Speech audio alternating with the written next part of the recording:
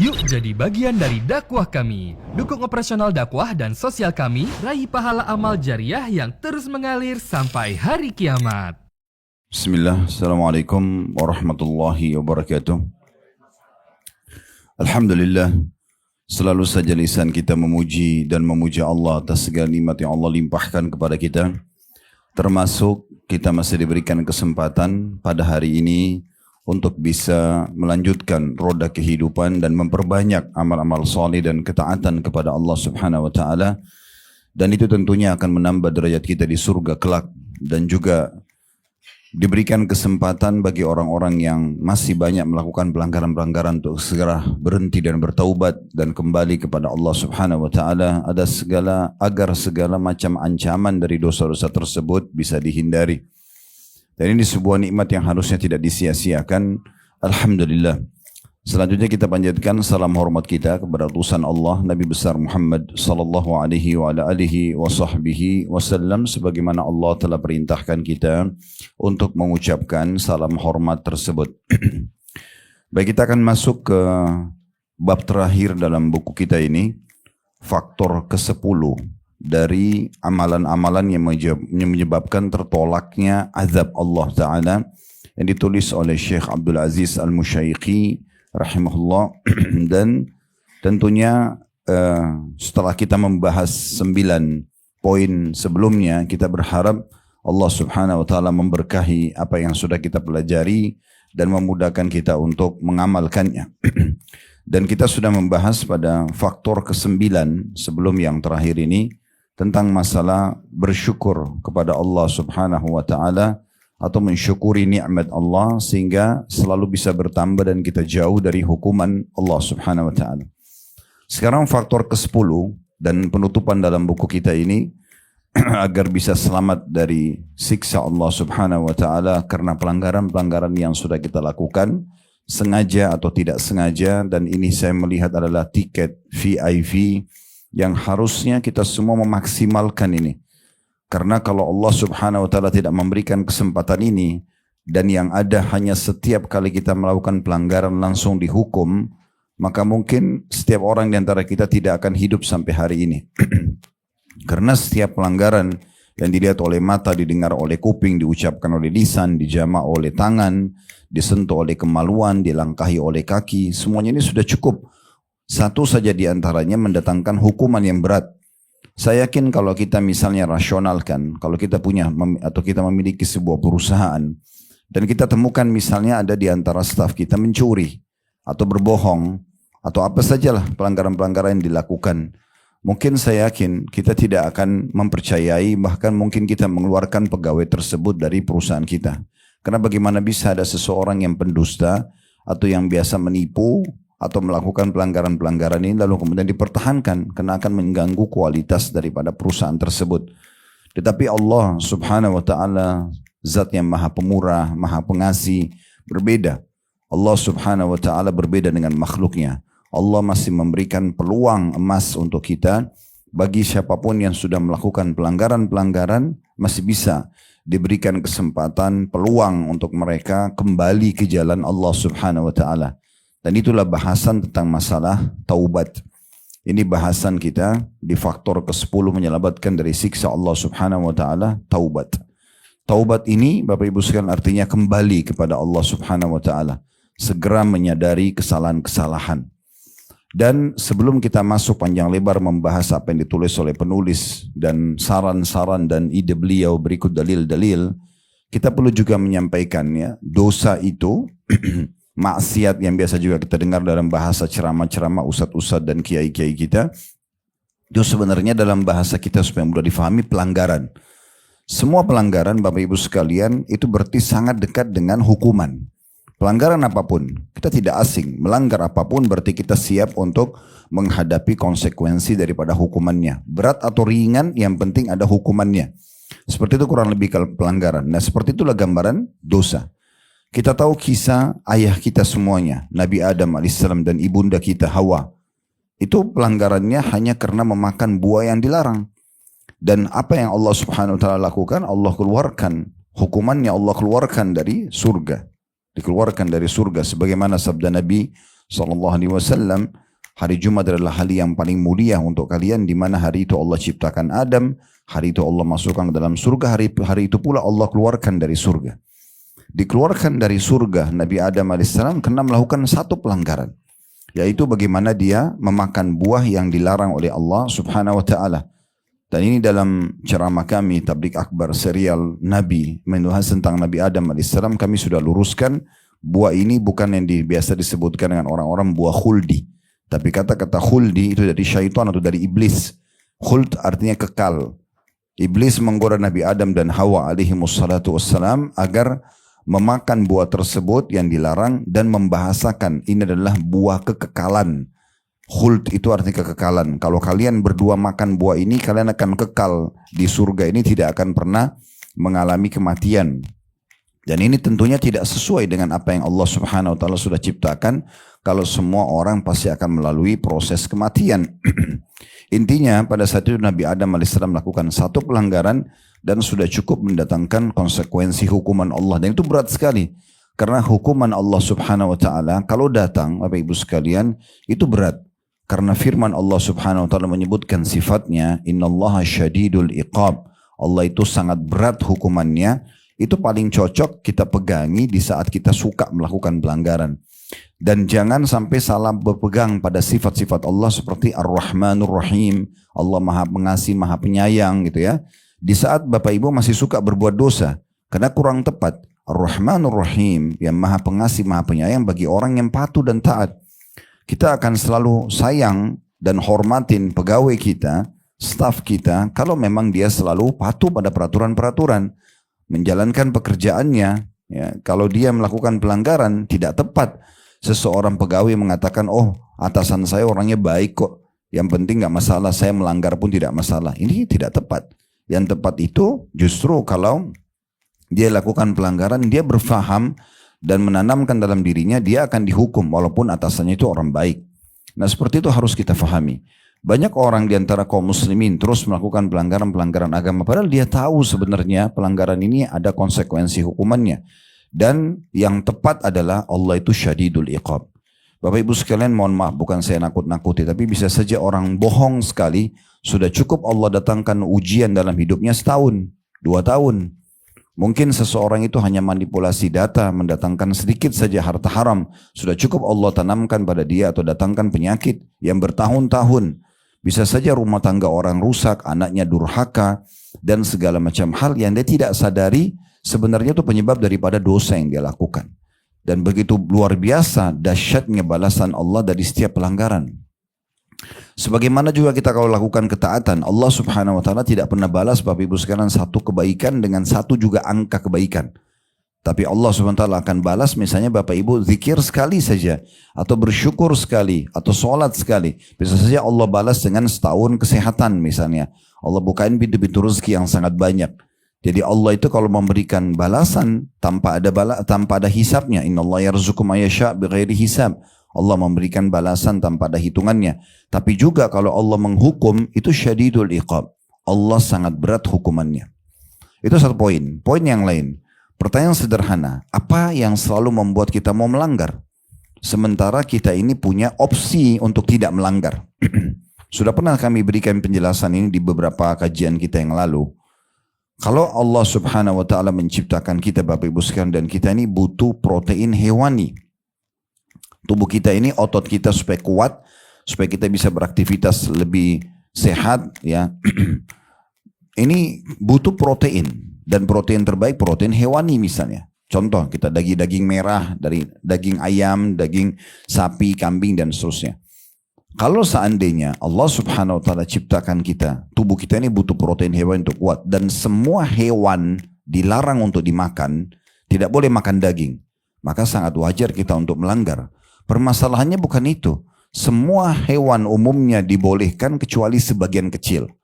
Di saat Allah haramkan babi, nggak boleh makan babi ya. Babi itu karena efeknya begitu-begitu. Allah datangkan ilmu pengetahuan agar manusia menyadari bahayanya babi itu. Ada cacing pita lah, ada inilah, ada itulah, segala macam penyakit yang datang dari situ. Dan itu diakui oleh para ilmuwan barat juga yang mereka sendiri membolehkan itu. Dan agama-agama Samawiyah, Kristen, Yahudi tahu kalau babi itu tidak boleh. Tapi satu sisi, pada saat Allah haramkan babi, maka Allah ganti dengan sapi, kambing, ayam, kelinci, semua hewan air. Banyak sumber protein lain. Jadi pertanyaannya, untuk apa melanggar? Untuk apa makan babi? Sementara sudah ada gantinya. Begitu juga dengan minuman. Pada saat kita butuh, dahaga, haus. Kalau tidak minum bisa meninggal seseorang kalau kehausan. Tapi di saat Allah haramkan khamar, minuman keras, obat-obat terlarang narkotika misalnya, Allah ganti dengan susu, sirup, madu. Di Indonesia mungkin banyak herbal, minuman jamu. Kenapa harus masuk kepada yang haram? Di saat kita punya syahwat dengan lawan jenis kita butuh untuk melihat, mencium, memegang. Karena itu fitrah. Kalau tidak terjadi, tidak ada rasa itu, tidak ada populasi manusia. Kalau laki-laki sama perempuan tidak saling suka, maka otomatis tidak mau laki-laki menumpahkan spermanya, perempuan juga tidak mau menerima sperma tersebut sehingga bercampur dengan sel telur dan dia harus mengandung 9 bulan. Kalau Allah tidak buat menatap itu, mencium itu, merabah itu dan hubungan biologis itu adalah sebuah kenikmatan, maka pasti tidak ada orang yang mau melakukannya. Tapi Allah jelaskan yang benar nikah, yang salah zina. Lalu dijelaskanlah efek-efeknya. Zina itu efeknya merusak nama keluarga, merusak nama pasangan suami istri ini. Mereka melakukannya dalam kondisi ketakutan. Karena perzinahan orang masuk ke hotel sembunyi-sembunyi, orang ketakutan. Akhirnya sperma yang merupakan bibit manusia dan sel telur kantong manusia nanti itu jadi terganggu. Biologis mereka juga terganggu kenikmatannya. Beda dengan suami istri yang tidak ada beban sama sekali karena mereka tahu ini boleh dalam agama. Dan anak yang lahir kalau zina nggak jelas statusnya, dikenal dengan anak zina. Nggak ada status nasab dengan pemilik sperma, tidak ada warisan di antara mereka, tidak boleh ada jadi wali. Ini jadi masalah hukum syar'inya ada sendiri. Begitu kalau orang menikah, hamil, dua-duanya gembira, keluarganya gembira, anaknya jelas statusnya, ada warisan, ada nasab dan segala macam.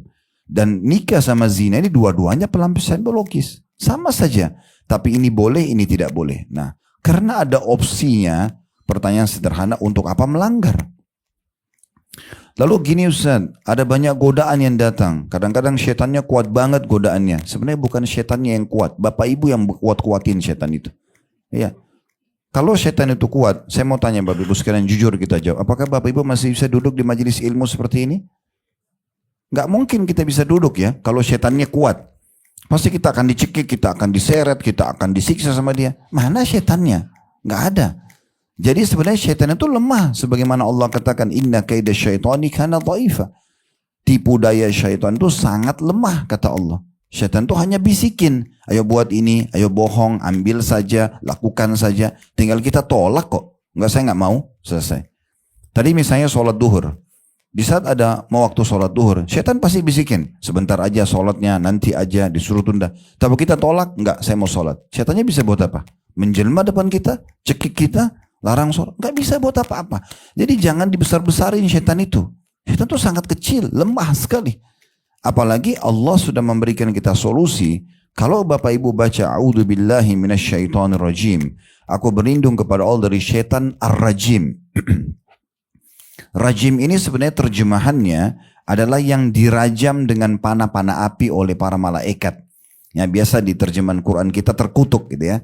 Sebenarnya dia ar-rajim itu seperti kembali ke firman Allah SWT dalam surah Al-Mulk, waja'annaha rujuman lisyayatin, dan kami jadikan bintang-bintang itu sebagai rujum, alat-alat untuk membakar syaitan-syaitan itu.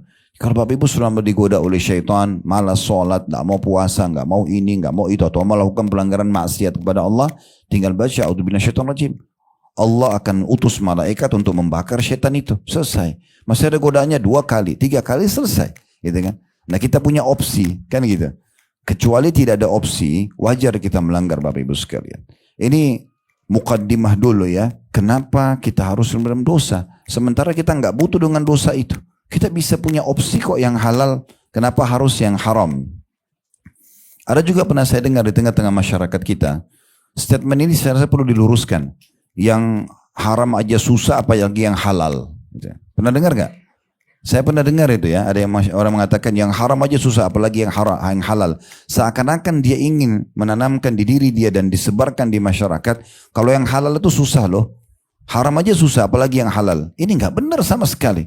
Wong halal gampang kok. Bapak Ibu sekarang keluar, maaf ini cuma contoh, keluar datang ke satu toko melamar diri, saya mau kerja di sini, tiba-tiba bisa diterima jadi pegawai. Orang mau jadi buruh bangunan, orang mau jadi apa, apalagi kalau punya pendidikan, punya ijazah, melamar di kantor, bisa gampang sekali dapat rezeki halal. Bukan sesuatu yang sulit gitu. Lalu kenapa harus kepada yang haram? Mungkin ada syubhat lagi, ada permasalahan muncul. Tapi kan saya ingin lebih. Kalau saya hanya fokus pada gaji yang halal pendapatan ini mungkin tidak cukup. Bahasa tidak cukup juga ini adalah persepsi salah, Bapak Ibu sekalian. Ingat, kita punya kapasitas ya terbatas sekali. Mulut kita ini hanya bisa menampung 1-2 sendok makanan. Lebih dari itu nggak bisa. Perut kita ini paling nampung 1-2 piring. Bapak Ibu lagi makan siang tadi, makan sepiring 2 piring udah kenyang.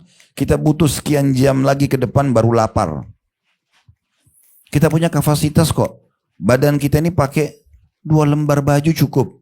Mungkin 1 baju dalam, 1 baju luar. Kita kalau di Indonesia pakai 3-4 lembar baju kepanasan.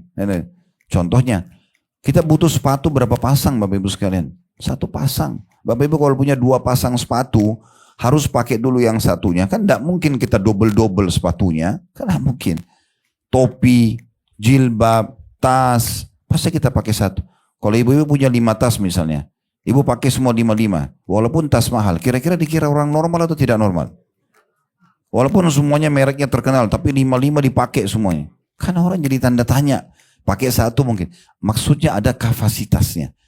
Artinya kita tidak butuh berlebihan gitu ya. Kalau selama kita masih dalam sebuah konsep cukup, maka nggak masalah. Permasalahannya kita selalu merasa tidak cukup. Ketamakan ini yang membuat kita merasa tidak cukup. Akhirnya yang halal itu kita merasa nggak cukup. Saya nggak mungkin cukup dengan ini. Sudah saya harus ambil yang haram. Tanpa disadari sesuatu yang haram itu Bapak Ibu sekalian ibarat segelas atau 1 bejana besar susu. Bapak Ibu tetesin 1 tetes racun. 1 tetes racun itu bisa merusak susu semuanya. Pendapatan halal tadinya sudah cukup, justru jadi rusak karena adanya 1 tetes yang haram tadi. Apalagi kalau lebih banyak yang haram. Berapa banyak koruptor, berapa banyak orang-orang manipulasi data di kantornya, berapa banyak orang yang berbohong dengan pasangannya, terbongkar semuanya. Sehebat apapun dia mengemas. Begitulah keadaannya. Dan akan sama nasibnya orang yang mengambil langkah yang sama. Berapa banyak orang yang prestasi kerja. Saya waktu diundang ke Imarat, diundang ke Qatar, ketemu banyak dengan orang-orang kita di sana, sudah 20 tahun kerja, 25 tahun kerja. Sampai saya tanya, Pak, ini nggak ada akad berhenti kerjanya. Kalau di Saudi masih ada sampai 2 tahun baru tanya kontrak lagi. Ini di sana nggak ada Ustaz. Selama betul kerjanya, selama jujur, prestasi nggak akan diberhentikan oleh perusahaan. Kenapa kita nggak jadi orang yang prestasi aja? Selesai. Kenapa nggak jadi orang baik saja selesai? Kan harusnya begitu. Baik, ini semua rasionalnya aja. Saya ingin mendatangkan dalam mukaddimah penutupan buku kita ini Bapak Ibu sekalian, tidak ada manfaatnya melakukan pelanggaran. Karena nggak ada. Pelanggaran akan sangat dekat dengan hukuman. Karena ada opsi-opsinya. Kan gitu. Kita masih diberikan opsi untuk tidak melanggar. Kecuali tidak ada opsinya baru kita bisa melanggar. Baik, sekarang kita bicara tentang masalah orang-orang yang melanggar. Karena manusia umumnya banyak melakukan pelanggaran. Untungnya Allah masih kasih kita bab yang ingin kita bahas nih. Itu adalah taubat. Ini yang tadi saya bilang tiket VIP kita. Andai saja Allah nggak kasih ini, kecuali harus dihukum. Nah ini berat sekali. Tapi dengan adanya pintu taubat ini Bapak Ibu sekalian, Allah Subhanahu wa Ta'ala akan membukakan bagi kita kebaikan-kebaikan. Hilangnya hukuman yang bisa datang karena pelanggaran tersebut, dan kembalinya fasilitas yang tertolak justru karena adanya dosa tadi. Dalam sebuah riwayat dikatakan Nabi Adam AS berkata kepada Allah, "Ya Allah, bukankah engkau menciptakan aku dengan kedua tanganmu?" Allah mengatakan iya. "Bukankah engkau meniupkan ruh padaku?" Kata Allah iya. "Bukankah ini, bukankah itu?" Terus Nabi Adam sebutkan. Yang terakhir Nabi Adam bilang begini dalam riwayat, cukup panjang, saya simpulkan saja. Kata Nabi Adam, "Ya Allah, kalau seandainya aku bertaubat, apakah engkau akan mengembalikan aku ke surga?" Kata Allah Subhanahu wa Ta'ala, iya. Ini kemahamurahan Allah Subhanahu wa Ta'ala. Maka Allah bisa mengembalikan Nabi Adam ke surga walaupun sudah buat maksiat, asal syaratnya 1, taubat. Maka tiket ini jangan disia-siakan. Ini tiket yang sangat luar biasa. Makanya Nabi SAW mengatakan, perbanyak istighfar dan taubat kepada Allah. Saya saja kata Nabi beristighfar dan taubat kepada Allah sehari bisa sampai 70 kali. Dalam riwayat lain 100 kali. Nabi saja yang diampuni dosa-dosanya yang telah lalu dan akan datang, itu beliau pun tiap hari taubat. Beliau pun tiap hari kembali kepada Allah Subhanahu wa taala. Nah, ini kurang lebih gambaran mukaddimah tentang tiket yang mahal ini harus jangan disia-siakan Bapak Ibu sekalian. 70 tahun seseorang berbuat dosa, bila Allah Subhanahu wa taala masih mengilhamkan dalam hatinya merasa bersalah dan mau taubat di umur 71 tahun, maka dengan beberapa menit dia bertaubat sudah cukup untuk buat Allah menghapuskan 70 dosanya. Ini jangan disia-siakan. Kenapa justru masih tetap lalai dan seakan-akan oh gampang nanti dan seterusnya. Padahal bisa saja dia meninggal sebelum taubat. Mohon maaf, masih agak batuk jadi bisa dimaklumi. Ada sebuah riwayat Bukhari begini Bapak Ibu sekalian. Disebutkan bahwasanya kata Nabi SAW ada orang telah membunuh 99 jiwa. Dia datang kepada seorang abid, ahli ibadah tapi nggak punya ilmu agama. Lalu dia bilang, saya sudah membunuh 99 jiwa. Kira-kira masih diterima nggak tobat saya? Kata orang abid ini, dia suka ibadah tapi nggak punya ilmu agama. Dia mengatakan, bagaimana bisa Allah mengampuni kamu? 99 orang kamu sudah bunuh. Kata Nabi SAW, karena orang ini sudah kecewa, dibunuh orang itu. Digenapkan 100. Lalu kemudian dia jalan, dia cari, dia ketemu sama seorang alim, orang yang faham agama. Lalu dia tanya, saya sudah membunuh 100 jiwa. Kira-kira masih Allah terima tobat saya enggak? Kata orang alim tersebut, tentu saja. Allah menerima tobat siapa saja.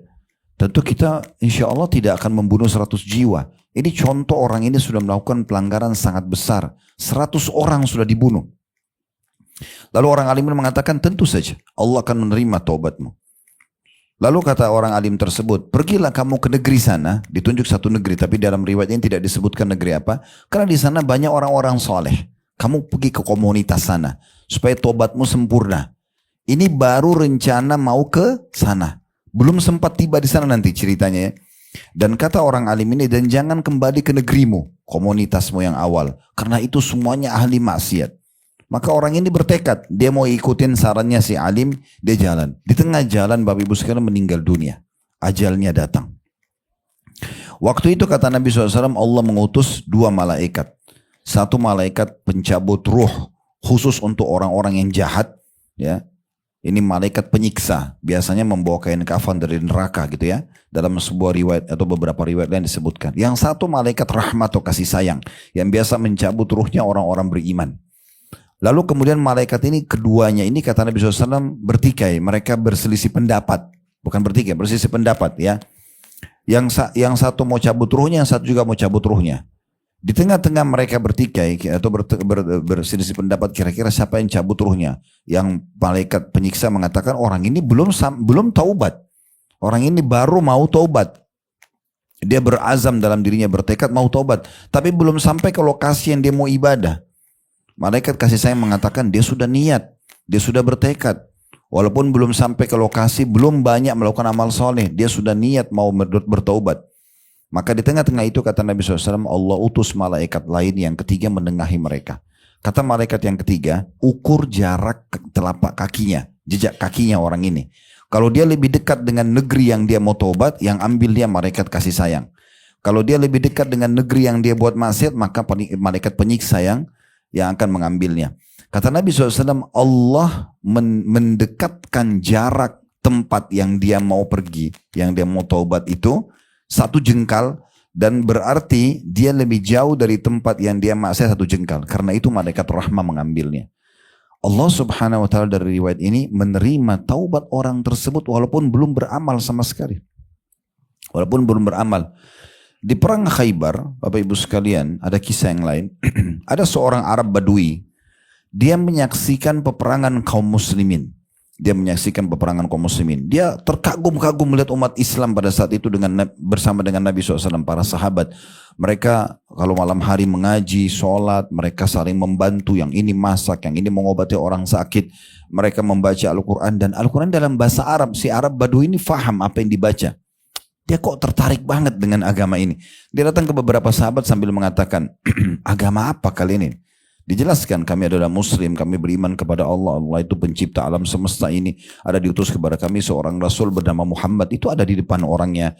Ada turun kitab namanya Al-Quran. Diajarkan untuk bakti sama orang tua, jenguk orang sakit, dilarang berdusta, dilarang ini, dilarang itu.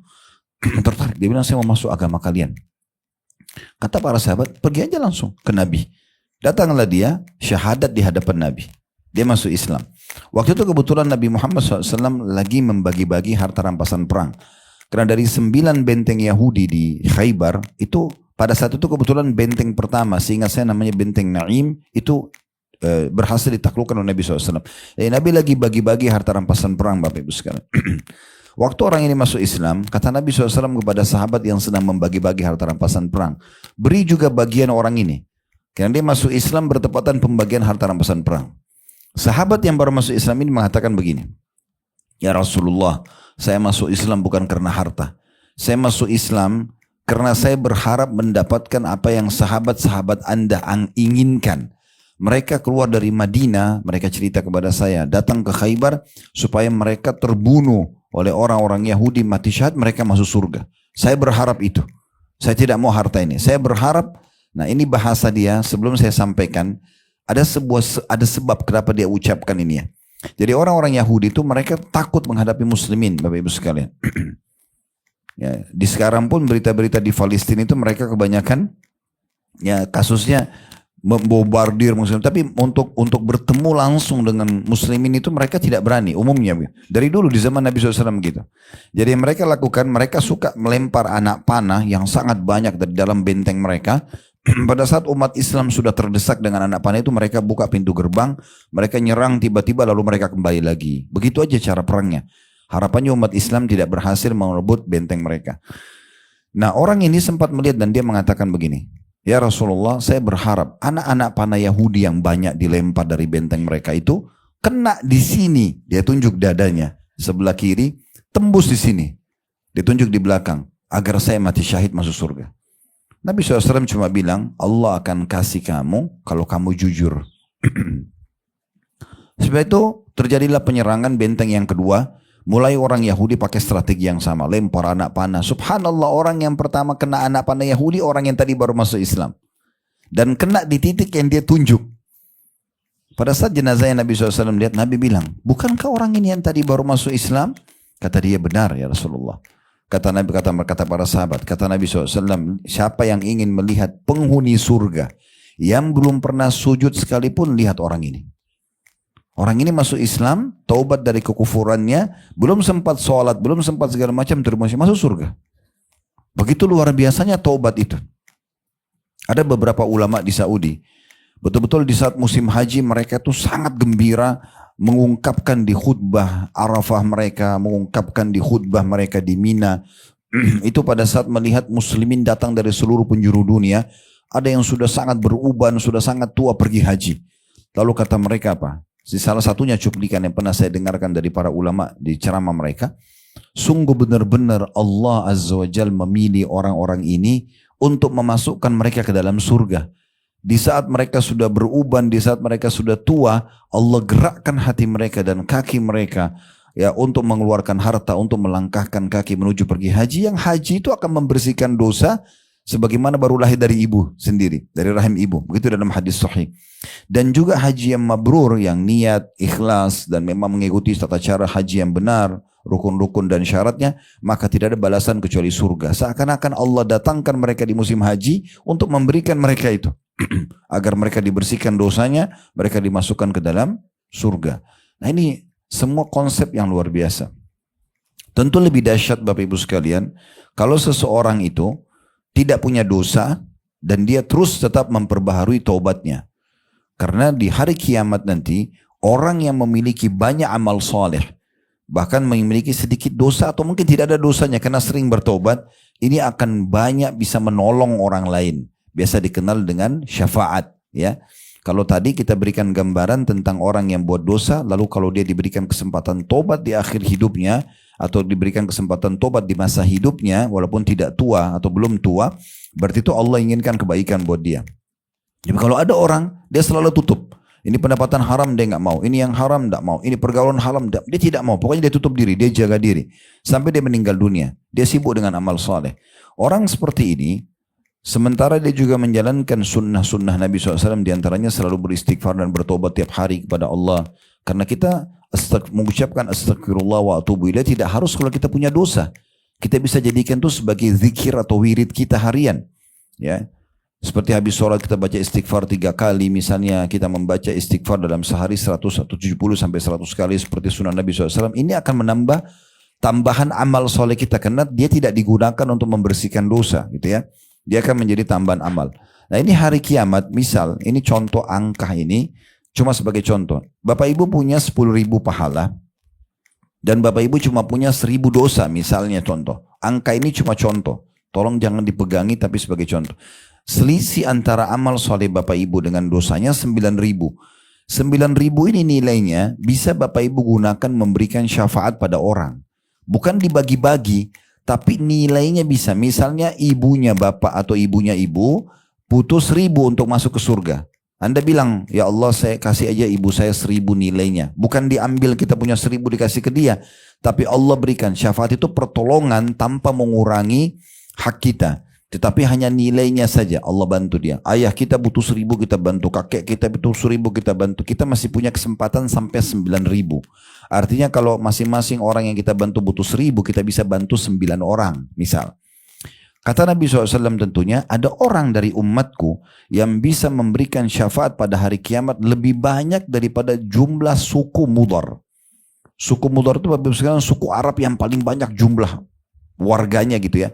Kenapa? Karena banyaknya amal solehnya, sedikitnya dosanya. Karena orang-orang seperti ini sibuk selama hidupnya dengan ketaatan-ketaatan dan selalu menjauhi dosa-dosa. Kalau kita lirik kisah para sahabat, para tabi'in, mereka luar biasa. Setiap hari itu mereka mengontrol sekali dirinya. Bagaimana dalam ketaatan-ketaatan mereka selalu patuh kepada Allah. Dinukil Sa'id bin Musayyib rahimahullah, seorang ulama tabi'in, itu dikatakan, diceritakan oleh murid-muridnya dan orang di sekitar rumahnya, kami menyaksikan Sa'id bin Musayyib 40 tahun tidak pernah ketinggalan takbiratul ihram pertama imam. Jadi imam Allahu Akbar, dia juga Allah Akbar di masjid 40 tahun. Subuh, duhur, asar, maghrib, isya.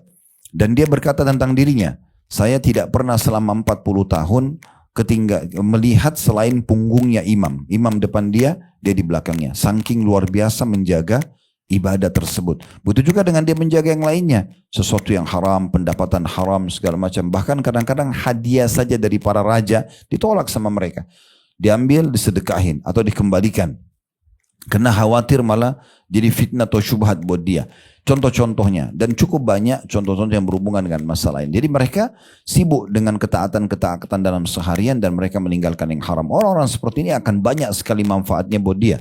Derajatnya akan tinggi di surga, kemudian juga bisa banyak memberikan pertolongan buat orang-orang pada hari kiamat nanti. Nah, ini kurang lebih pendahuluan kita, pembukaan sedikit agak panjang tentang masalah taubat, karena saya ingin informasi ini, Bapak Ibu sekalian, saya berharap setelah kita bubar dari pengajian, kita betul-betul berubah dan membawa satu poin. Karena saya ingin Bapak Ibu menjadi amal soleh buat saya. Kalau hanya sekedar masuk telinga kanan, keluar telinga kiri, Bapak Ibu tidak berubah, saya sia-sia saja datang ceramah. Tapi kalau bisa membawa pada perubahan, menjadi lebih baik, lebih dekat dengan Allah, meninggalkan dosa-dosa, justru memperbanyak amal soleh, justru itu targetnya. Sehingga memang kita butuh untuk menyampaikan pesan ini ke dalam hati setiap orang yang hadir, baik offline ataupun online. Karena itu tujuan utama agama. Majelis ilmu untuk itu, untuk membawa perubahan, menjadi orang yang lebih dekat dengan Allah Subhanahu wa taala dan merasa bersalah dari kesalahan dan kekurangannya dalam ibadah, sehingga akhirnya dia memperbaiki dan kembali kepada Allah Subhanahu wa taala. Saya akan bacakan di halaman 102 di buku kita ini, bagian-bagian buku faktor ke-10 yang bisa menolak siksa Allah Subhanahu wa taala, yaitu taubat dari semua kemaksiatan. Kata penulis, dosa-dosa atau pelanggaran adalah penghalang dari Allah. Tidak bisa kita khusyuk, nggak bisa kita merenungi, tidak bisa kita menangis karena Allah, tidak bisa semangat ibadah, dan berpaling dari segala yang dapat menjauhkan dari Allah Subhanahu wa taala adalah wajib hukumnya. Hal ini hanyalah bisa terlaksana dengan pengetahuan, penyesalan dan tekad. Selama seseorang tidak mengetahui bahwa dosa merupakan faktor yang menjauhkan dari Allah, maka ia tidak akan menyesali dosanya dan tidak merasa sakit dikarenakan menempuh jalan yang jauh dari Allah. Jika ia tidak merasa sakit, maka ia tidak akan meninggalkan dosa tersebut. Kesimpulan paragraf pertama ini adalah bagaimana penulis ingin menyampaikan pesan dosa itu berbahaya loh, menjauhkan dari Allah. Sementara semua yang bisa menjauhkan dari Allah wajib untuk dijauhi. Gak boleh kita sengaja terjerumus dalam perbuatan tersebut. Lalu di bold di sini ditebalkan oleh penerbit ya. Dikatakan taubat adalah kembali dari kemaksiatan kepada ketaatan pada Allah Ta'ala. Taubat adalah wajib dari semua dosa, bukan pilihan. Dan taubat memiliki 3 syarat. Yang pertama meninggalkan maksiat. Kalau betul-betul Bapak Ibu ingin taubat kembali kepada Allah, tinggalkan dosa yang sedang dilakukan. Berbohong, riba, zina dan seterusnya. Yang kedua menyesal karena telah melakukannya. Antara Bapak Ibu dengan Allah. Kita bukan seperti orang-orang Katolik yang datang ke pasturnya lalu menyebutkan pengakuannya, dia sebutin semua kesalahan. Dalam Islam tidak ada itu. Bapak Ibu tidak perlu merincikan dosanya, datang kepada seorang ustadz atau kiai, saya sudah melakukan ini dan itu. Kalau mau taubat kepada Allah, antara Bapak Ibu sama Allah. Tinggalkan dosa itu, sesali. Dalam hati kita, kita menyesali perbuatan tersebut. Yang ketiga, bertekad untuk tidak mengulanginya lagi. Janji kepada Allah, antara Bapak Ibu dengan Allah tidak akan mengulanginya. Dan 3 syarat ini sebenarnya disebutkan oleh Imam Nawawi rahimahullah. Adapun jika kemaksiatan itu berhubungan dengan hak manusia, maka ia tidak terbebas kecuali dengan mengembalikan hak kepada orang yang berhak menerimanya atau minta perkenaannya dari hak yang khusus itu. Jadi kalau orang melakukan dosa antara dia sama Allah seperti zina, tidak sholat dan seterusnya, seperti tadi, tinggalkan dosa itu, sesali dan janji sama Allah tidak akan mengulanginya. Tapi kalau berhubungan dengan manusia seperti perusakan citra, karena orang menggosipin orang lain atau memfitnah atau menghinanya di depan orang, atau dia mengambil barang, mencuri, manipulasi data dan seterusnya. Kemudian yang ketiga menyakiti fisik, ya, pernah menampar, memukul dan segala macam. Nah ini tidak bisa diterima taubatnya kecuali tadi 3 syarat itu dipenuhi, dan ini ada syarat yang keempat yaitu minta keridhaan daripada orang yang pernah terzalimi. Kita merusakkan citranya, kita bilang maaf ya, saya pernah gosipin kamu, tolong maafin saya. Kalau dia kasih syarat, saya nggak mau maafin kecuali kamu harus perbaikin nama saya. Ya udah, kita pernah bicara di media, misalnya kita mengatakan, dulu saya pernah menyampaikan tentang fulan, tapi itu salah. Saya berlepas diri ya, saya tidak mau lagi melanjutkan informasi. Kalau masih nyebar setelah saat ini, maka bukan tanggung jawab saya. Nah itu berarti sudah meluruskan. Atau kita mengembalikan, kita bilang saya pernah bekerja di tempat kamu, saya pernah mengambil pulpen, mengambil kertas, manipulasi data lah, mengambil uang dan segala macam. Saya minta keridhaannya. Kalau dia bilang sudah saya maafin, alhamdulillah. Kalau tidak dia bilang kembalikan semua. Kita harus kembalikan. Ya, bagaimana cara kita kembalikan? Kalau kita pernah nyakitin fisik, kita bilang maafin saya. Selain tobat kepada Allah, dia maafin, alhamdulillah. Kalau dia bilang tidak, kamu dulu tampar saya mau balas dengan tampar juga. Kita harus kasih dia. Namanya kisos. Makanya Nabi Muhammad SAW, Bapak Ibu sekalian, sebelum wafat, di saat beliau lagi sakit luar biasa, begitu Allah berikan sedikit kekuatan, Nabi SAW berdiri, mengumpulkan sahabat di masjid, lalu mengatakan, siapa yang pernah aku sakiti fisiknya, atau ambil hartanya, ini adalah fisiknya Muhammad, dan ini adalah hartanya Muhammad SAW. Ya. Beliau bilang, siapa yang pernah saya sakitin silakan, ini balas saya sekarang. Siapa yang pernah saya ambil hartanya, ini hartaku, saya bayar sekarang. Begitu. Supaya Nabi SAW, beliau mengatakan agar tidak ada kisos hari kiamat. Ya. Bahkan beliau pernah tinggal atau datang ke salah satu rumah istri beliau. Seingat saya Ummu Salamah ini radhiyallahu anha. Kemudian Nabi SAW panggil pembantunya. Tapi rupanya pembantu ini nggak jawab. Karena pembantu itu nggak dengar. Lalu Ummu Salamah datang segera ke kamarnya pembantu itu, lalu mengatakan, kenapa saya mendengarkan Nabi SAW memanggilmu, tapi kamu tidak menjawabnya? Dia bilang, saya tidak dengar. Lalu pembantu itu lari-lari buru-buru ke depan Nabi karena ketakutan, mengatakan, demi zat yang mengutus anda dengan hak atau dengan benar, saya benar-benar nggak dengar kalau anda panggil saya. Maka kata Nabi SAW sambil menggoyangkan kayu siwak yang beliau pakai untuk membersihkan gigi beliau, kalau bukan karena kisos, bukan karena nanti justru saya juga dibalas secara fisik. Kalau saya sakiti fisik kamu, saya akan hukum kamu dengan kayu siwak ini.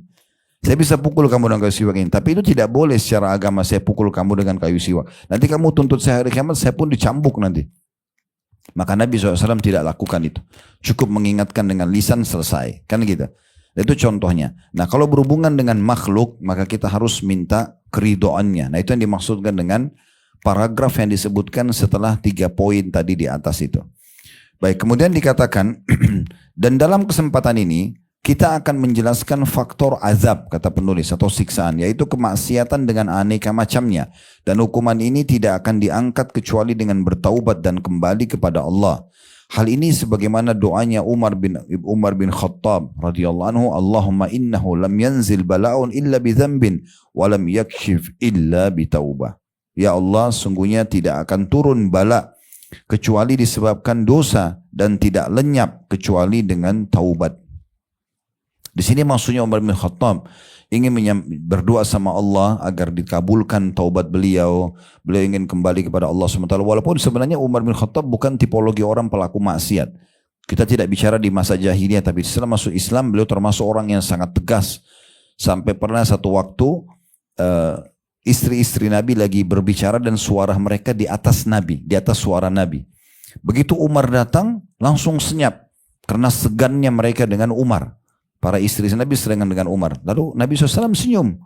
Lalu kata Umar bin Khattab, ya Rasulullah, semoga Allah selalu membuat anda senyum. Kenapa anda tersenyum?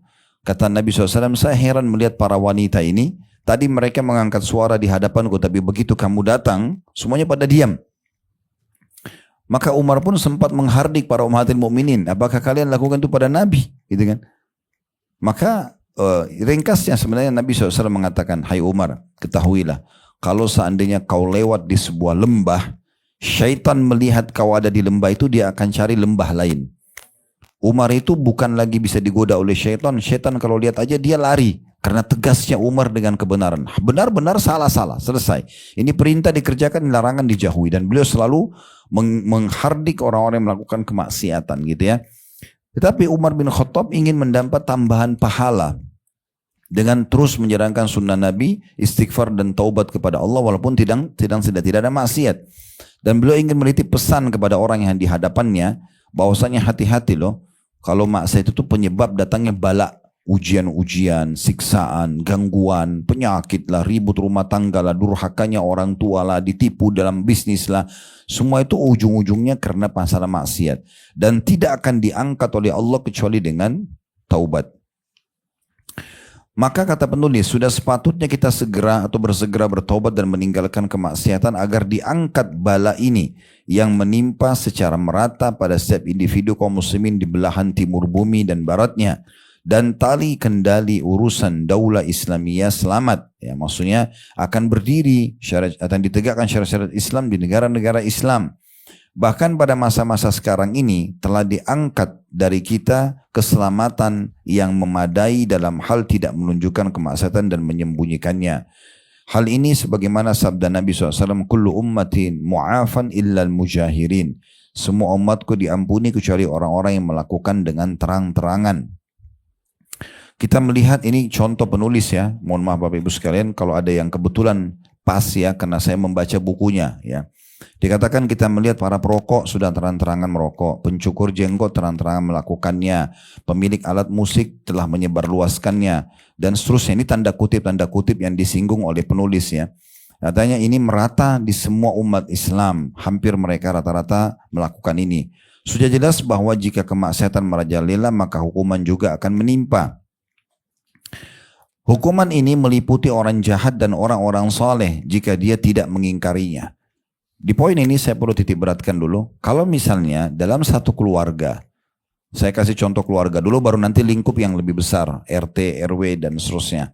Kalau dalam satu keluarga ada salah satunya pelaku maksiat, suami buat dosa misalnya, atau istri buat dosa, atau anak buat dosa, atau bahkan pembantu yang buat dosa. Maka Bapak Ibu sekalian, kalau tidak diingatkan, sementara orang itu akan dihukum oleh Allah, bisa merata kita semua kena. Oleh karena itu kita tidak boleh diam dalam kemaksiatan. Sang suami harus ingatkan istri sama anak dan pembantunya.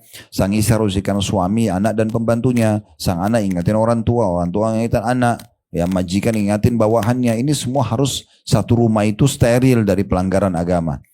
Kalau misalnya kita sudah ingatkan dan hukuman Allah datang hanya akan menimpa dia saja.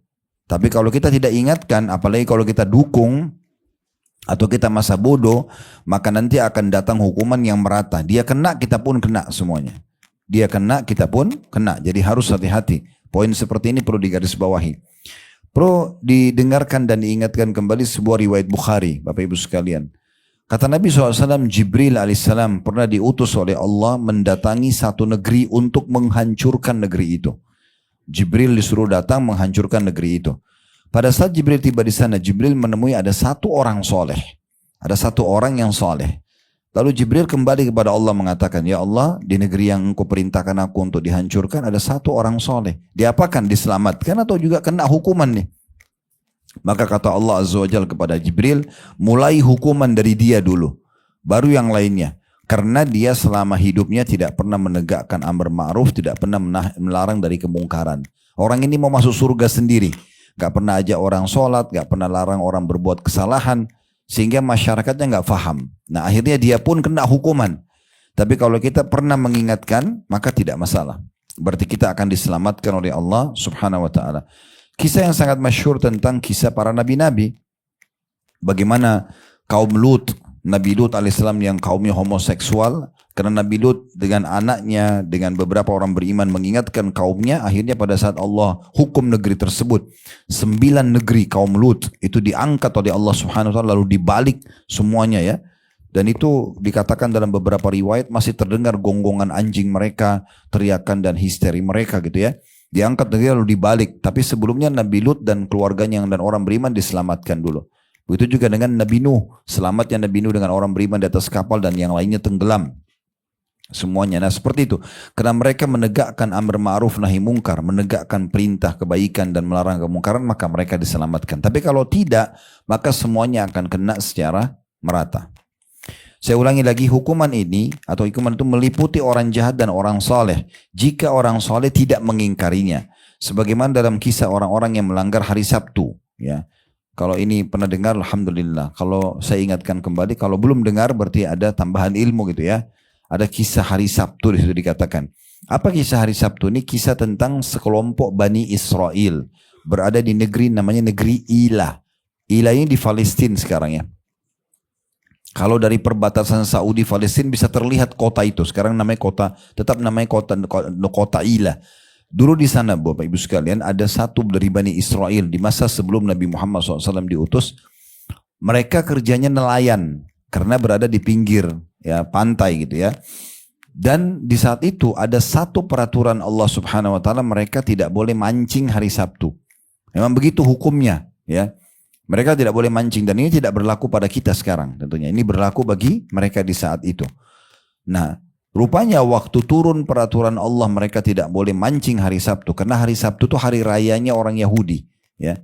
Kalau Nasrani kan hari Ahad, kita kan hari Jumat. Nah di hari Sabtu mereka tidak boleh memancing. Penduduk negeri Ilah menjadi atau berbagi menjadi 3. Ada yang pertama melakukan pelanggaran. Mereka enggak mancing hari Sabtu, tapi mereka pasang jala ikan hari Jumat malam. Mereka biarin ikan masuk hari Sabtu, hari Ahadnya mereka panen. Jadi mereka mau manipulasi larangan Allah ini gitu ya.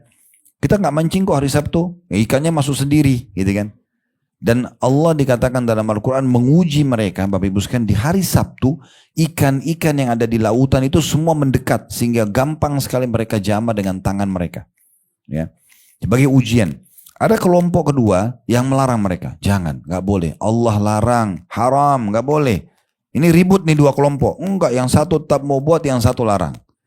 Ada kelompok ketiga, ini hati-hati. Kelompok ketiga ini orang-orang beriman juga, tapi mereka bukan memberhentikan kelompok pertama si pelanggar. Tapi mereka datang kepada kelompok kedua orang beriman yang melarang itu. Udahlah, nggak usah urus mereka, biarin aja nanti mereka masuk neraka sendiri. Jadi kelompok ketiga ini justru melarang kelompok kedua. Waktu Allah kutuk mereka menjadi kera, maka yang kena hukuman tersebut kelompok pertama sama kelompok ketiga. Kelompok ketiga ini orang beriman. Tapi dia bukan mendukung untuk memberhentikan, tapi malah dia menahan orang yang melarang kebaikan atau melarang kemungkaran tersebut. Nah, ini berbahaya. Hati-hati gitu kan. Jadi kita harusnya mengingatkan. Dan amar ma'ruf nahi mungkar, alhamdulillah Allah mudahkan wajibnya sekali. Misalnya ada orang yang ibu kenal dan bapak kenal tidak sholat, bapak ibu sudah bilang, sholat loh itu wajib. Sekali aja, itu berarti kita sudah lepas tanggung jawab. Karena kita sudah pernah ingatkan dia. Yang wajibnya sekali, yang kedua, yang ketiga, yang ke-100 itu sudah hukumnya sunnah. Tapi yang jadi masalah kalau bapak ibu sama sekali gak pernah ingatkan. Ini jadi masalah. Allah akan tanya nanti, kenapa kau tidak ingatkan? Dan dalam hadis yang sahih kata Nabi SAW, man ra'a minkum munkaran falyughayyirhu biyadi. Siapa yang lihat kemungkaran dia ubah dengan tangannya, power maksudnya. Seperti orang tua pada anak, suami pada istri, atasan pada bawahan, pemerintah pada masyarakat itu kan punya power. Dia bisa berhentikan kemungkaran dengan kekuatannya. Fa in lam yastati' fa bilisani. Kalau dia tidak mampu maka dengan lisannya, nasihatin, jangan, nggak boleh segala macam gitu ya. Kalau dia tidak bisa juga, fa in lam yastati' fa biqalbi waladzika ad'aful iman. Dan kalau dia tidak mampu maka dengan hatinya, dan itu selemah-lemah iman. Siapa yang tidak bisa dengan hatinya, dia cuma bilang ya Allah berikan dia hidayah, kan selesai. Itu betul sudah termasuk. Jadi sangat mudah sebenarnya untuk selamat juga dari siksaan Allah di poin ini. Kemudian fenomena buruk muncul di tengah kaum muslimin hingga merajalela di semua masyarakat, yaitu bahwa jika engkau menyeru seseorang untuk taubat dari dosa apapun, maka wajahnya berubah dan tampak kemarahan padanya. Ini maksudnya penulis ingin menyampaikan apa yang mungkin beliau pernah alami dan mungkin sebagian kita alami. Kadang-kadang ada orang yang buat dosa, kalau kita ingatkan jangan saudaraku, jangan saudariku itu haram, nggak boleh zina, nggak boleh riba, nggak boleh gini. Ah, bukan urusan kamu. Malah dia marah-marah gitu. Kata beliau, ya di sini ada fenomena yang agak unik terjadi di tengah-tengah masyarakat muslimin, bahwa jika engkau menyeru seseorang untuk bertaubat dari dosa apapun, maka wajahnya berubah dan tampak kemarahan padanya, seakan-akan engkau telah mengambil darinya sesuatu yang paling berharga. Kemudian ia berargumen bahwa kemaksiatan tersebut ringan dan selainnya lebih besar, serta selainnya dengan berbagai macam dalih, atau ia berdalih dengan ayat-ayat rahmat, pengharapan dan sebagainya. Sedangkan ia tidak tahu bahwa ketika Allah menyebutkan ayat rahmat, maka dia Allah mengiringinya dengan ayat-ayat siksaan atau azab. Atau ketika menyebutkan surga dan sifat-sifat mereka, maka dia juga mengiringi dengan menghuni surga dan mengiringinya dengan penghuni neraka di sini maksudnya ya. Dan juga sifat-sifat mereka. Allah berfirman, Inna rabbaka sari'ul iqabi wa innahu laghafurur rahim. Dalam surah Al-An'am ayat 165, ketahuilah sungguhnya Tuhanmu sangat cepat memberikan hukuman, dan sungguh dia juga maha pengampun dan maha penyayang. Ini tadi yang sempat kita singgung di mukaddimah kita ya, pembukaan kita. Jangan kalau kita sedang melakukan kemaksiatan lalu kita berlindung di sifat Allah Ar-Rahmanur Rahim. Allah maha pengasih kok, Allah maha penyayang kok. Tapi kita terus buat pelanggaran. Mirip tadi orang bilang, atasan saya baik kok, nggak apa-apa deh telat-telat datang, nggak apa-apa nggak kerjaan-kerjaan. Lama-lama kena hukuman juga. Kan gitu. Jadi tidak pantas orang yang sudah berbuat baik sama kita malah kita balas dengan keburukan, itu tidak pantas. Allah sudah berikan kita kesempatan hidup, kesehatan, rezeki segala macam, harusnya digunakan untuk ketaatan, kan gitu. Dan sifat Ar-Rahmanur Rahim, maha pengasih, maha penyayang, ini adalah bagi orang-orang yang patuh tentunya. Lalu kata penulis di halaman selanjutnya di 106 ya, dalam kesempatan ini kami akan mengemukakan tentang hukuman sebagian umat-umat yang disinyalir oleh Allah dalam Al-Quran, disertai dengan menyebutkan kemaksiatan agar hilang keraguan, tirai tersingkap dan mata hati bersinar terang. Ibnu Qayyim rahimahullah berkata, salah satu hal yang harus diketahui bahwa kemaksiatan dan dosa itu merugikan, dan kerugiannya terhadap hati seperti bahaya racun terhadap tubuh dengan perbedaan tingkat kerugiannya. Keburukan dan penyakit di akhirat hanyalah disebabkan karena dosa dan kemaksiatan. Kemudian Ibnu Qayyim juga berlanjut mengatakan, lalu apakah yang mengeluarkan Adam dan Hawa dari surga? Negeri kelezatan, kenikmatan, keindahan dan kebahagiaan. Ke negeri penderitaan, kesedihan dan musibah, maksudnya dunia. Kisah Adam dan Hawa alaihi wassalatu wassalam disebabkan sebagai argumen bahwa hukuman itu akibat dari kemaksiatan. Perhatikanlah kisah diturunkannya iblis, laknatullah, maksudnya semoga Allah melaknatnya, dari kerajaan langit, terusir, terkutuk dan dirubah zahir dan batinnya. Lalu rupanya dijadikan sebagai rupa paling buruk dan paling keji, sedangkan batinnya lebih buruk dan lebih keji daripada zahirnya. Maksudnya Allah SWT jelekkan wujudnya iblis, dan juga Allah usir dia dari kerajaan langit. Jadi dulu sebelum Nabi Muhammad SAW diutus, Bapak Ibu sekalian,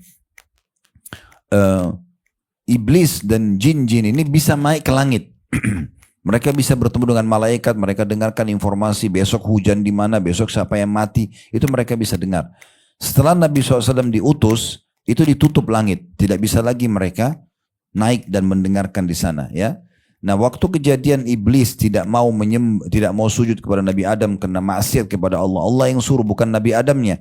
Tapi dia tidak mau dengar, maka Allah usir dia dari rahmat Allah Subhanahu wa taala. Dengan cara Allah ubah wujudnya, kata Ibnu Qayyim, lalu digantikan dengan dijauhkan dari rahmat, ya, dan rahmat diganti dengan azab dan laknat, kebagusan dengan keburukan, surga dengan neraka yang menyala-nyala, iman dengan kekafiran, dan kecintaan yang maha pemelihara lagi maha terpuji Allah dengan permusuhan dan penentangan. Apakah yang membuat seluruh penduduk bumi tenggelam hingga air mencapai puncak bukit? Maksudnya di masa Nabi Nuh alaihissalam. Mohon maaf.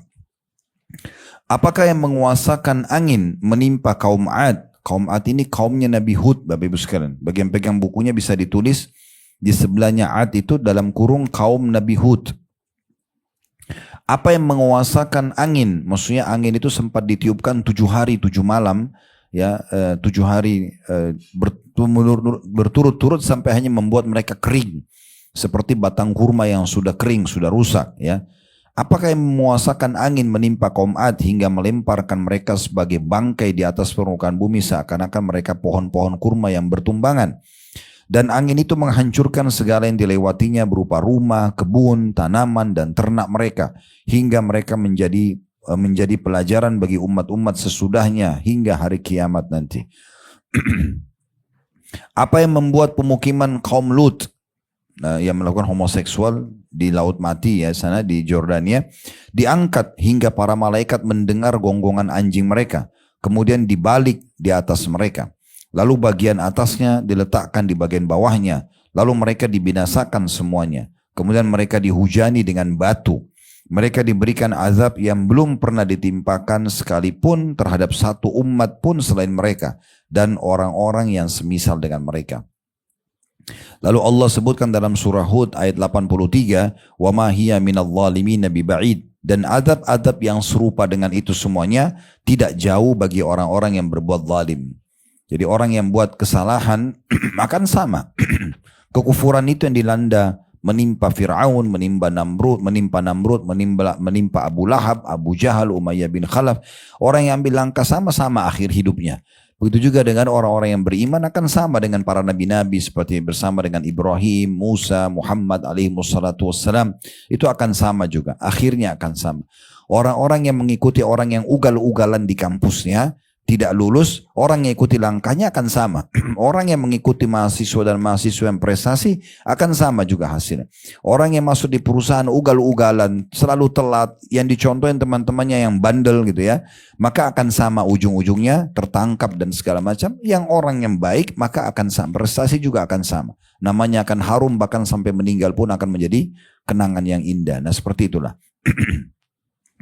Berkenaan dengan hal ini, kata penulis, kita akan menyebutkan dampak-dampak menyakitkan dari merajalelanya kemaksiatan yang merugikan pribadi dan masyarakat. Yang pertama, kemunculan azab yang merata berupa ketakutan, kelaparan atau khasaf. Khasaf itu pembenahan ke dalam tanah dan perubahan bentuk rupa sebagaimana yang dikisahkan kepada kita dari berita umat-umat terdahulu yang telah disebutkan sebelumnya.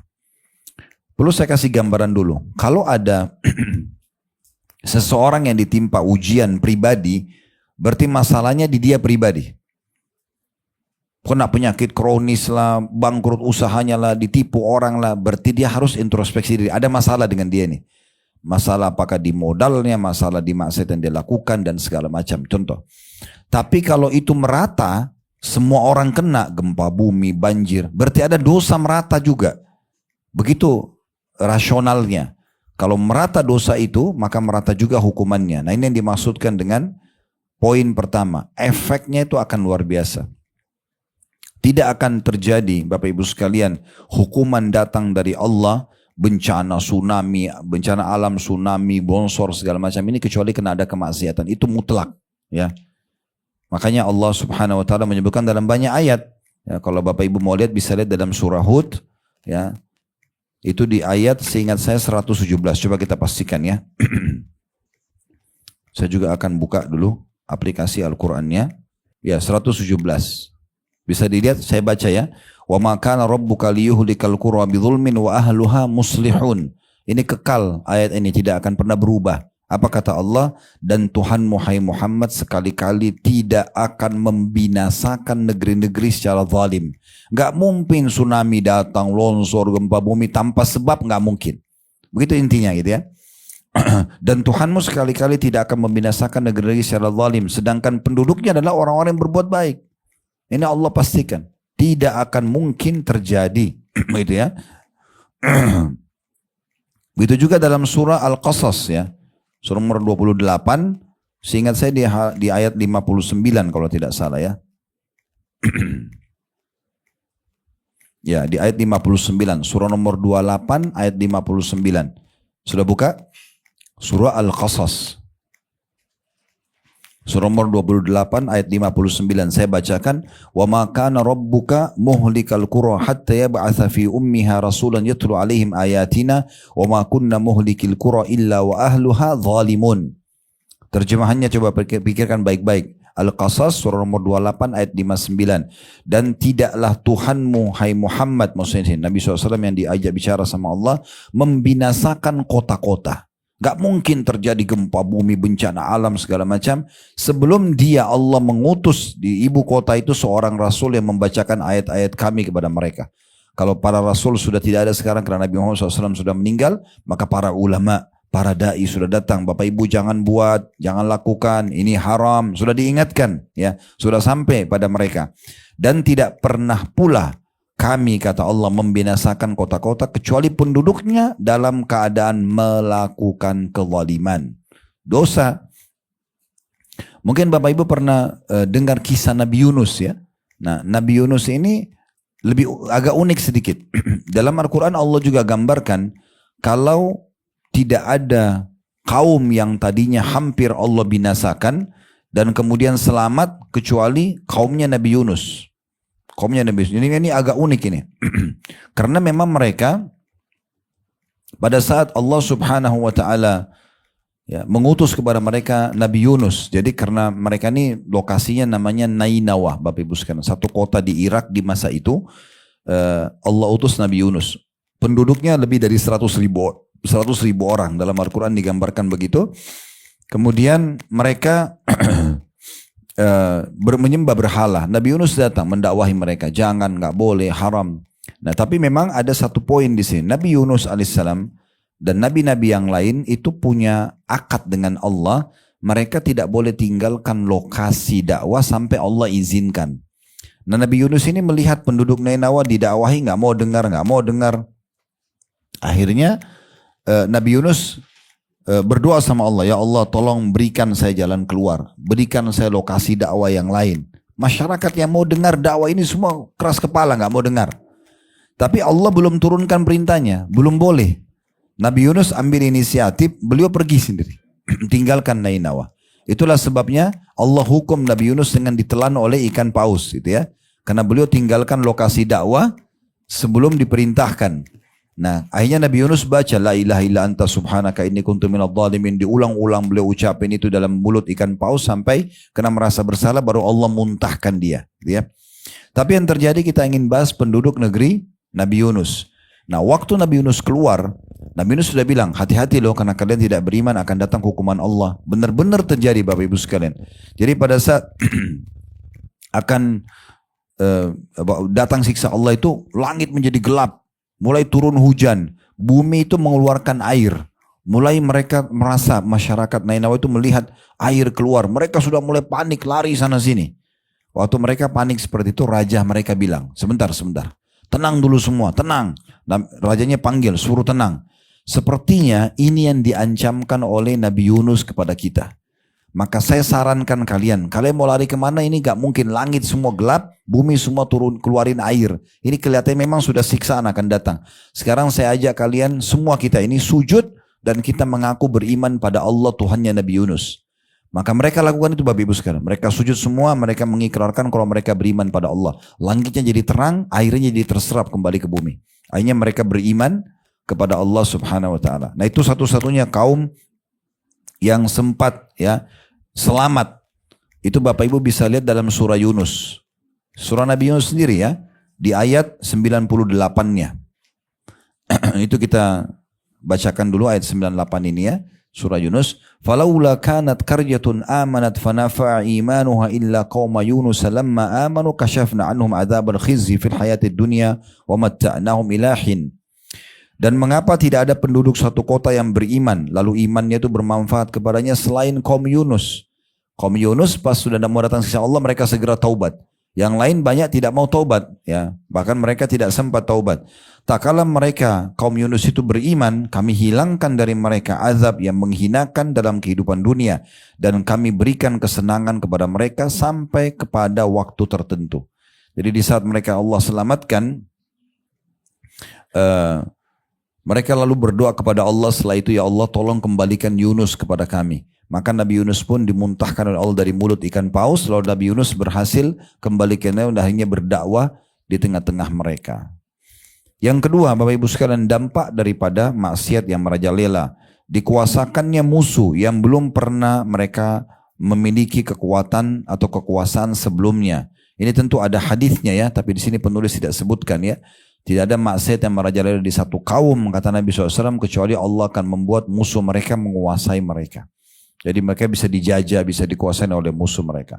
Yang ketiga, merusak akal dosa itu. Seperti orang mabuk, orang zina, merusak akalnya. Orang mabuk itu susah, tidak normal jadinya. Ya, orang juga berzina jadi tidak normal. Dia tidak bisa menghadapi suasana yang nyaman karena dia selalu berpikir melakukan dosa-dosa dan mengulanginya. Begitu juga dengan mencuri. Pikirannya masuk rumah orang, masuk kantor, bagaimana manipulasi data. Pikirannya jadi tidak normal karena dia membuka pintu maksiat. Merusak akal. Sebab akal itu cahaya, sedangkan kemaksiatan memadamkan cahaya akal. Yang keempat, meremehkan maksiat, akhirnya menganggap pelanggaran itu kecil. Seorang hamba tidak henti-hentinya melakukan dosa hingga terasa ringan dan terasa kecil di hatinya. Ya, kalau seorang muslimah dia pakai jilbab misalnya, contoh, dan dia merasa itu nyaman, maka secara otomatis dia pasti akan merasa malah terganggu kalau terbuka. Ibu yang suka tutup auratnya misalnya, Masya Allah dijaga, satu waktu lagi di rumah, tiba-tiba ada laki-laki yang bukan mahram nyelonong masuk, terlihatan, pasti ibu merasa malu, sembunyi. Kenapa terlihat? Tapi kalau orang sebaliknya merasa itu bukan dosa, nggak apa-apalah, biar aja semua orang juga lihat. Maka lama-lama jadi dianggap kecil sama dia, walaupun itu dosa besar. Seringnya orang berbohong, seringnya orang buka aurat, seringnya orang berzina, seringnya orang manipulasi data. Semua itu akan membuat dia menganggap remeh dosa tersebut. Nah, penganggapan remeh dosa ini lebih mempercepat datangnya hukuman. Yang kelima, menyulitkan berbagai urusan. Ini juga yang banyak orang tidak sadari. Kenapa urusan saya tidak selesai-selesai ya? Dia tidak sadari kalau itu penyebabnya dosa. Allah datangkan hambatan-hambatan dari urusan dia. Itu karena dosa. Tidaklah ia hendak melakukan suatu urusan melainkan ia mendapati tertutup di hadapannya atau sulit baginya. Makanya Ibnu Taimiyah rahimahullah mengatakan, saya kadang-kadang mendapatkan ada satu permasalahan dalam masalah hukum agama karena beliau seorang alim. Beliau ingin memecahkan satu masalah hukum. Lalu beliau bilang saya tidak temukan jawabannya. Dan saya terus beristighfar kepada Allah dan bertobat sampai 1000 kali. Akhirnya Allah lapangkan dada saya dan saya dapat jawabannya. Seperti itulah gambarannya. Ya, saya pernah Bapak Ibu sekalian mengalami waktu masih SMA ya. SMA kelas 3 saya kebetulan di Madinah waktu itu. Di kampus kami dan Alhamdulillah selesaikan juga S1 di sana. Nah waktu satu hari kami ada ujian balaghah. Balaghah ini salah satu dalam grammar bahasa Arab. Saya besok mau ujian, saya baca dari habis duhur, habis ujian sampai menjelang maghrib, kok nggak paham ini, gitu. Ada apa nih sebenarnya gitu ya? Ulangin, hafal, lupa lagi. Ini besok mau ujian, namanya orang masih waktu itu semangat untuk supaya lulus, nilainya bagus, gimana nih? Terganggu secara kejiwaan. Saya waktu itu antara maghrib isya, menjelang maghrib, waktu itu masih telepon biasa ya, masih belum ada handphone di masa itu, tahun 93. Maka saya telepon pakai telepon biasa, telepon umum yang biasa kita pakai koin itu ya. Saya telepon teman saya, kebetulan kakak kelas saya, Dr. Muhammad Rahili. Beliau sekarang Masya Allah sudah profesor dan ngajar di kampus kami. Dan selalu bersama kami biasa. Kami sama-sama baca kitab, sering nasihatin kami nambahin ilmu agama. Masya Allah baik banget itu.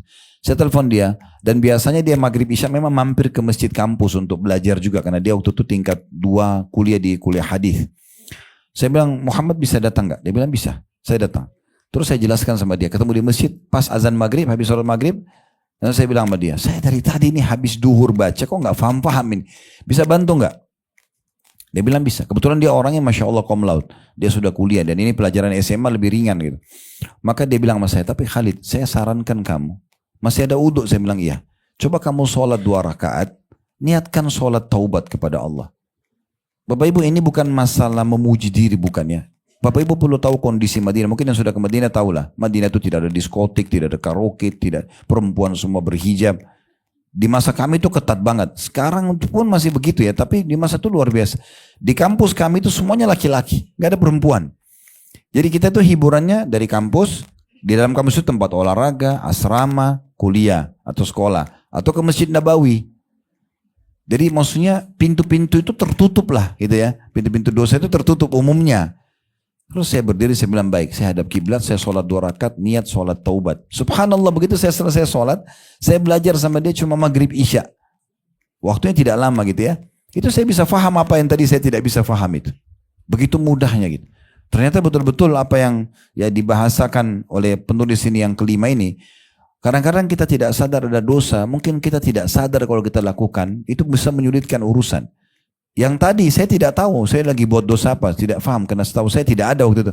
Tapi dia bilang sama saya, coba kamu sholat taubat. Dan memang termudahkan urusan. Bagaimana kalau dasarnya orang sengaja buat dosa itu? Ya kan? Udah jelas-jelas gitu. Jadi kalau ada urusan belum selesai, coba istighfar kepada Allah, introspeksi diri, itu yang penting. Yang keenam, membuat musuh bergembira. Semua kemaksiatan adalah kerugian dalam urusan agama dan dunia. Ini tentu saja membuat musuh gembira dan membuat teman bersedih. Maksudnya dari kalangan jin dan manusia, kita kalau berbuat dosa, pelanggaran, maka orang-orang yang tidak suka kita dari kalangan manusia, misalnya kita korupsi, kita manipulasi, kita bohong, itu dia senang. Karena bagi dia pasti nanti kena batunya nih. Nah, dari kalangan syaitan juga senang karena memang targetnya iblis untuk menyesatkan manusia. Sementara teman-teman kita orang soleh pasti merasa sedih, kan gitu. Kemudian yang ketujuh, di muka bumi ditemukan aneka macam kerusakan pada air, udara, tanaman, buah-buahan, dan pemukiman. Sebagaimana Allah berfirman di dalam surah Al-Baqarah 155 yang bunyinya, وَلَنَبْلُوَنَّكُمْ بِشَيْءٍ مِنَ الْخَوْفِ وَالْجُوعِ وَنَقْصٍ مِنَ الْأَمْوَالِ وَالْأَنْفُسِ وَالثَّمَرَاتِ وَبَشِّرِ الصَّابِرِينَ.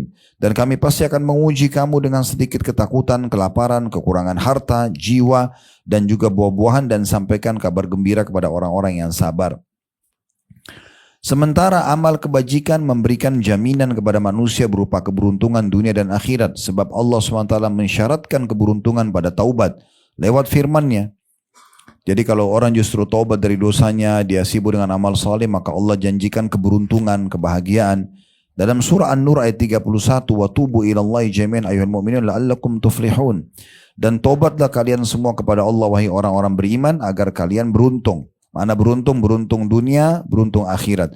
Mudah urusannya, lapang dadanya, terang fikirannya, semua begitu ya. Kita temukan orang-orang yang beriman dan sibuk dengan amal saleh, Bapak Ibu sekalian, hatinya selalu tenang dimanapun berada. Tidak pernah ada punya rasa khawatir.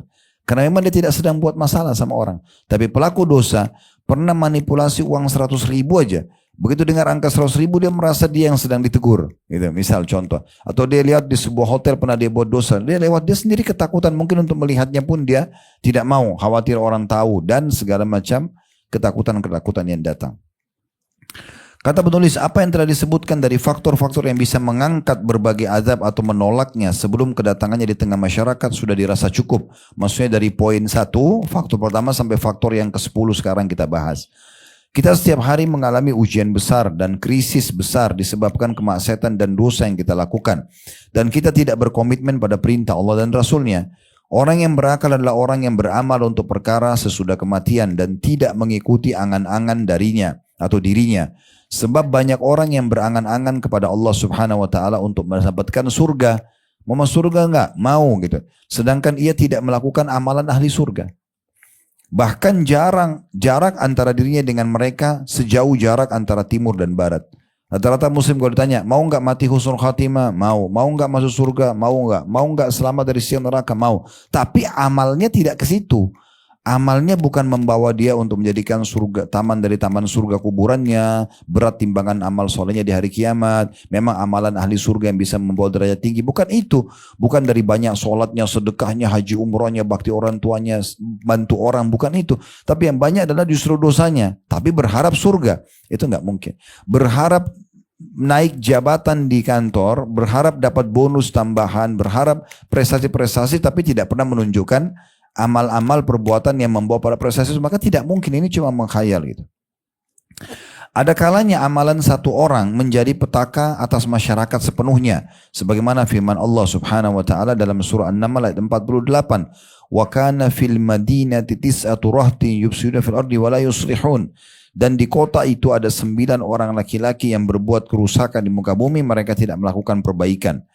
Hal itu disebabkan para pemuka atau para pemimpin orang-orang yang lemah akal dan tidak terikat dengan prinsip dan tidak berpedoman pada jalan yang benar. Ini semua dikarenakan menyia-nyiakan perintah-perintah Allah dan juga sunnah-sunnah. Maksudnya di sini adalah Allah menggambarkan dalam surah An-Naml kisah tentang umat sebelum kita. Ada orang-orang yang membuat kerusakan dari pemimpin mereka dan tidak ada orang yang meluruskannya. Maka meratalah semua hukuman datang kepada mereka. Karena itu kewajiban kita semua adalah tadabbur atau memperhatikan dan memikirkan kitabullah dan sunnah nabinya. Serta kita terikat dengan ajaran disebutkan dalam keduanya agar kita beruntung di dunia dan di akhirat. Hendaklah setiap muslim yang mengetahui bahwa siapa yang tidak melakukan amalan berdasarkan ajaran yang terkandung di dalamnya, maka amalannya tertolak. Walaupun ia berdiri setegar tiang untuk melakukan sholat dan puasa dengan tanpa putus, maka ia mendapatkan dosa dan tidak mendapatkan pahala. Ini penutupan dari perkataan beliau. Jadi maksudnya, kalaupun Bapak Ibu sudah mau menyadari, oh ya kita harus tobat dari pelanggaran, kita harus segera kembali kepada ketaatan. Nah ketaatan pun harus berdasarkan Al-Quran dan Sunnah. Supaya jangan sia-sia waktunya. Karena walaupun kita berdiri tegak 10 jam sholat, tapi tidak sesuai dengan Sunnah Nabi, tidak juga diterima oleh Allah Subhanahu wa ta'ala. Lalu penutupan buku, beliau berdoa kepada Allah Subhanahu wa ta'ala, karena ini sudah penutupan bahasan kita. Kita memohon kepada Allah Ta'ala semoga memberikan pertolongan kepada kita untuk senantiasa mengingatnya, bersyukur kepadanya. Semoga dia Allah mengaruniakan kepada kita kemampuan untuk melaksanakan apa yang diwajibkan kepada kita, yaitu menyuruh kepada kemakrufan, perintah yang dibenarkan oleh agama, dan mencegah dari kemungkaran atau yang dilarang dalam agama. Semoga pula dia Allah mengaruniakan kepada kita taubat nasuha, sesungguhnya dialah penolong hal itu dan maha kuasa atasnya. Semoga salawat dan salam terlimpahkan atas Nabi yang mulia dan semua keluarganya. Dengan ini alhamdulillah buku ini sudah selesai, dan insya Allah kedepannya kalau kajian kita masih lanjut, kita akan memilih buku yang lain yang akan kita bedah. Dan ini metode yang kami gunakan. Kalau Bapak Ibu lihat di playlist YouTube kami, itu semuanya bedah buku. Karena biasanya umumnya muslimin ya, apalagi kita di Indonesia, kita masih malas untuk baca buku, ya masih kurang. Secara persentase itu kita termasuk orang yang rendah baca buku di dunia secara internasional ya. Jadi makanya cara yang terbaik adalah kita bedah. Jadi biasanya kalau kita beli buku begini, mungkin untuk baca dari lembar pertama sampai terakhir itu kita malas. Makanya kita bedah seperti ini Bapak Ibu sekalian. Dan alhamdulillah pada hari ini Allah sudah menyempurnakan bahasan kita. Dan ini lumayan ya. Kita sudah menyelesaikan lebih dari 100 lembar. Kurang lebih 112 lembar sudah kita baca. Dan insya Allah kita berharap agar Allah ikhlaskan niat dan Allah jadikan sebagai ilmu yang bermanfaat. Dan semoga Allah mudahkan kita bisa melaksanakan ilmu yang sudah kita dapatkan. Dan kita juga bertobat dari dosa-dosa kita yang sudah kita lakukan. Dan semoga Allah satukan kita juga semua di surga Firdausnya kelak di akhirat tanpa hisab. Mari disatukan dalam majlis ilmu yang mulia ini. Kalau benar dari Allah, silakan diambil dan diamalkan. Kalau salah dari saya, mohon dimaafkan dan saya beristighfar kepada Allah Subhanahu wa taala. Subhanakallahumma bihamdika, asyhadu an la ilaha illa anta astaghfiruka wa atubu ilaik. Wassalamualaikum warahmatullahi wabarakatuh.